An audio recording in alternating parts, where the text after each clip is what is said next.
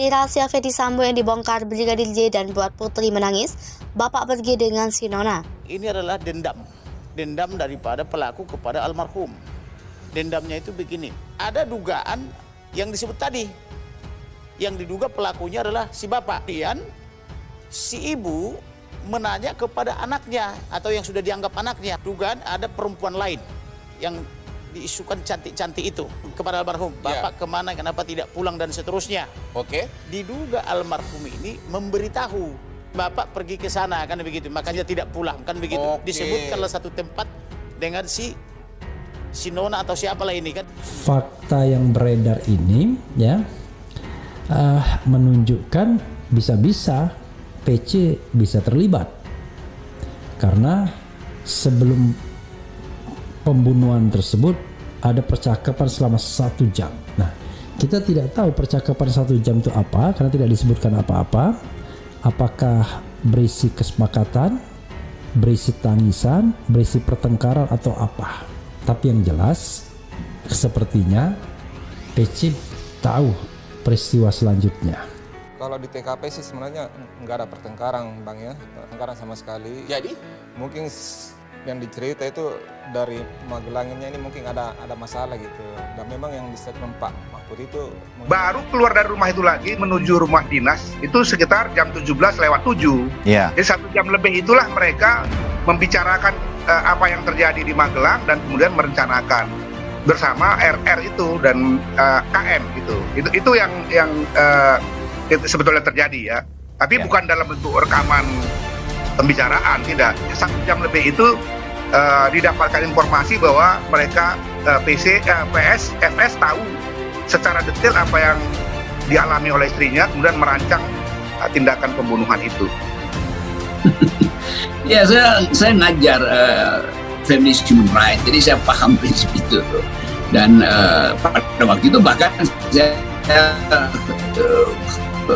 menginginkan agar supaya jangan itu disentuh gitu, karena pandangan kita tentang laporan pelecehan itu selalu menimbulkan relasi kuasa di dalamnya itu. Ketika habis peristiwa hari Jumat itu, Sambo kan telepon sahabatnya ini, berdua mereka menyusun penjelasan ke ruang publik. Sensasi itu bisa digambarkan sebagai latar belakang dan bagian dari upaya untuk menerangkan pada publik, karena publik akan tagih sensasi, itu intinya kan. Nah, bayangkan misalnya kalau soal Ibu Putri ini itu jadi semacam persidangan Johnny Depp di Amerika yang berbulan-bulan berminggu orang nunggu sensasi itu, karena di situ memang orang nunggu sensasi.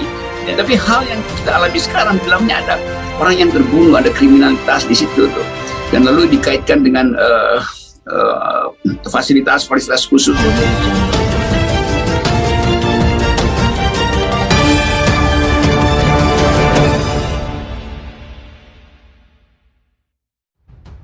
Sebelum insiden berdarah di Duren 3, Brigadir J disebut membeberkan rahasia busuk Irjen Ferdy Sambo yang selama ini ia tutupi dan istrinya Putri Candrawati. Fakta tersebut diungkap oleh kuasa hukum keluarga Brigadir J, Komarudin Simanjuntak. Komarudin mengatakan saat sebelum kejadian Putri Candrawati bertanya tentang keberadaan suaminya. Menurutnya, disitulah momen di mana Brigadir J mengadukan apa yang dia ketahuinya, termasuk adanya dugaan perselingkuhan Irjen Ferdy Sambo dengan wanita lain. Pengungkapan rahasia itu dipicu dari Putri yang beberapa kali sempat bertanya keberadaan Ferdy Sambo kepada mendiang Brigadir J. Komarudin mengungkapkan Brigadir J dengan berani membongkar hubungan gelap Ferdy Sambo dengan wanita lain. Dari situ, Komarudin melanjutkan lalu ada cekcok antara Irjen Ferdy Sambo dan Putri Candrawati saat di Magelang. Disinilah momen yang membuat Putri Candrawati menangis. Sementara itu, menurut keterangan Hotman Paris Hutapea yang mendengar penuturan mantan kuasa hukum Baradae, Muhammad Burhanuddin, istri Irjen Ferdy Sambo Putri Candrawati, sudah menangis sejak dari Magelang. Sampai saat ini belum ditemukan respon atau tanggapan dari pihak Ferdy Sambo atas pernyataan Komarudin Simanjuntak. Sebelum ditembak, Brigadir Joshua berjongkok dan dijambak Ferdy Sambo Putri di kamar. Pembunuhan terhadap Brigadir Joshua atau mantan Kadipropam Polri, Irjen Pol Ferdy Sambo terbilang sadis. Sebelum ditembak, Barada Richard Eliezer atau Baradae Brigadir Joshua dalam posisi berlutut dijambak Ferdi Sambo. Hal itu diungkap M. Burhanuddin, mantan kuasa hukum Barada Richard Eliezer, yang ditayangkan Indonesia Lawyer Club Minggu 14 Agustus 2022. Burhanuddin menjelaskan sebelum terjadi penembakan terhadap Brigadir Joshua di rumah dinas Ferdi Sambo di Duren 3 Jakarta Selatan sudah ada 4 orang. 4 orang itu adalah Ferdi Sambo, Baradae, Bribka Riki Rizal, dan Kuat Maruf. Kemudian Ferdi Sambo menyuruh Bribka Riki Rizal untuk memanggil Brigadir Joshua. Burhanuddin pun menjelaskan Brigadir Joshua yang dalam posisi jongkok kemudian dijambak Ferdi Sambo. Seketika itu Ferdi memerintah Baradae untuk menembak Brigadir Joshua. Dia mengatakan Baradae mengaku hanya menembak sebanyak 3 kali. Saat eksekusi pembunuhan terhadap Brigadir Joshua terjadi, Burhanuddin mengatakan saat itu Putri Cendrawati, istri Ferdi Sambo, berada di dalam kamar. Mantan kuasa hukum Baradae Deoli Payumara menambahkan, setelah terjadi penembakan ini, Ferdi Sambo disebut menjanjikan akan diberi uang 1 miliar rupiah untuk Baradae, sedangkan Bribka RR dan Kuat Ma'ruf diberikan masing-masing 500 juta rupiah. Meski demikian, sampai akhirnya Baradae menjadi tersangka disusul penetapan tersangka Ferdi Sambo, uang yang dijanjikan tak pernah dipenuhi. Skenario Sambo ngaku terzolimi. Inilah 5 orang penting ditemui usai membunuh Brigadir J. Skenario Sambo satu persatu semua terpatahkan sejak awal ingin membuat cerita sebagai jenderal yang terzolimi. Namun akhirnya, drama pembunuhan yang diprakarsai Ferdi Sambo terhadap Brigadir Nofriansah Yosua Huta Barat berujung penetapan tersangka pada dirinya. Sambo terancam hukuman mati dengan pasal 340. Sosok Irjen Fadil Imron dan Ferdi Sambo. Kasus kematian Brigadir J yang awalnya penuh kejanggalan mulai terang benderang. Sebelumnya, Ferdi Sambo begitu jeli menuliskan skenario kematian ajudannya sendiri. Terbukti, skenario buatan Ferdi Sambo mampu membius sederet sosok penting di negeri ini hingga mempercayai ceritanya. Ya, usai membuat naskah pembunuhan yang menewaskan Brigadir J, Ferdi Sambo keluar dari rumahnya di Duren 3 Jakarta Selatan dengan persiapan matang.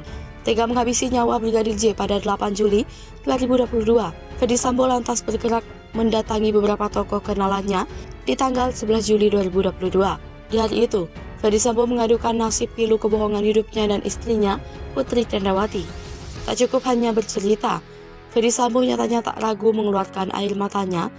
Kurang lebih di depan 5 tokoh penting, Ferdi Sambo menangis jadi-jadinya. Kala itu Ferdi Sambo berharap hibah atas peristiwa karangan yang dialami istrinya. Belakangan diketahui air mata buaya Ferdi Sambo itu hanya jadi alat untuk menjebak kenalannya dalam jebakan psikologis. Cerita tersebut disampaikan Menko Polhukam Mahfud MD. Rupanya Mahfud MD sudah punya firasat sejak awal bahwa kasus pelecehan yang diurai pihak Ferdi Sambo dan disangkakan kepada Brigadir J memiliki kejanggalan. Membuktikan firasatnya, Mahfud MD pun menanyai beberapa tokoh yang kenal dengan Ferdi Sambo. Mengurai nama-nama yang sempat dihubungi Ferdi Sambo saat setelah Brigadir J dihabisi, Mahfud MD belak-belakan.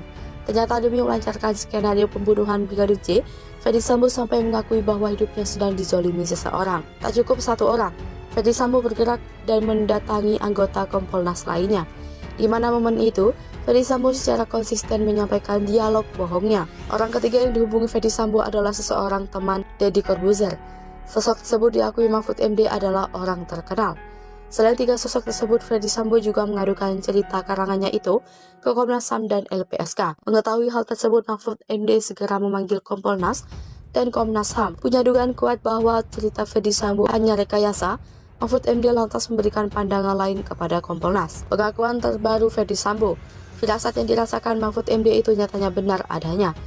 Sebab kemarin, Jumat 12 Agustus 2022, Ferdi Sambo akhirnya mengakui bahwa cerita soal pembunuhan Brigadir J hanya rekayasa semata. Pengakuan itu disampaikan Ferdi Sambo saat diintegrasi Komnas HAM berstatus sebagai tersangka kasus pembunuhan berencana Brigadir J. Ferdi Sambo jujur. Bukannya hanya membuat skenario, Ferdi Sambo mengakui bahwa ia juga merusak TKP pembunuhan Brigadir J. Dalam konteks pelanggaran HAM, aksi perusakan TKP yang dilakukan Ferdi Sambo masuk kategori obstruction of justice atau menghalang-halangi proses penegakan hukum. Lantaran sengaja merusak TKP, Ferdi Sambo bisa dijerat dengan pasal HAM dalam kasus pembunuhan Brigadir J. Tanggapan Presiden fakta terbaru, pengakuan Ferdi Sambo yang diungkap Komnas HAM semakin membuat publik menyoroti kasus pembunuhan sadis Brigadir J. Berbeda dengan publik yang terus berkicau dan berkomentar tentang kasus Brigadir J, Presiden Jokowi justru bersikap lain. Biasa lantang mengomentari kasus Brigadir J. Jokowi tampak bungkam kala ditanya motif pembunuhan Brigadir J. Seperti diketahui, hingga saat ini, motif jelasnya pembunuhan Brigadir J masih jadi misteri. Kuat melihat kebersamaan Putri dan Brigadir J sebanyak 2 kali. Mengutip detik.com pada 3 Juli lalu, Kuat memergoki Brigadir J sedang berada di dekat Putri yang sedang duduk di sofa. Melihat hal itu, Kuat sempat menegur Brigadir J karena tindakannya dinilai tidak sopan. Beberapa hari kemudian, Kuat kembali memergoki kejadian yang sama. Brigadir J dan Putri tengah berada di dalam kamar. 2 kali melihat kedekatan Brigadir J dan Putri, Kuat diduga langsung mengadukan pada Ferdi Sambo. Sambo pun mengatakan dirinya terbawa emosi saat mendapatkan laporan istrinya diduga berduaan dengan Brigadir J. Alasan Brigadir J dibunuh menurut pengakuan terbaru Irjen Ferdi Sambo. Di dalam keterangannya, tersangka FS mengatakan bahwa dirinya menjadi marah dan emosi setelah mendapat laporan dari istrinya PC telah mengalami tindakan yang melukai harkat martabat keluarga yang terjadi di Magelang yang dilakukan oleh almarhum Yosua, kata Dirtipidum Reskrim Polri.